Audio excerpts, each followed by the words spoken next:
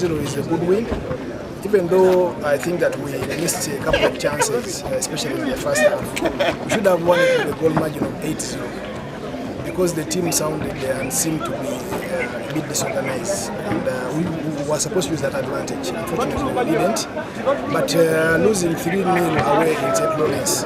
Choa is not there with us. I have Walosimbi is not there with us. And then I have Walusimbi, I have that one, and then I have Sharif is not there with us, so it caused me a lot. Lost the first game and 3-1, and we tried to review our mistakes and worked upon them. That's why I've come back in the second game and we have won 4-0 with a clean sheet. Captain Gulu University, yeah, it was a hard match. We also, I must be honest, they were the better team, both first half and second half. But you know, this is a league. We have played it before. It's home and away, and this is the second match. We still have 4 matches to go.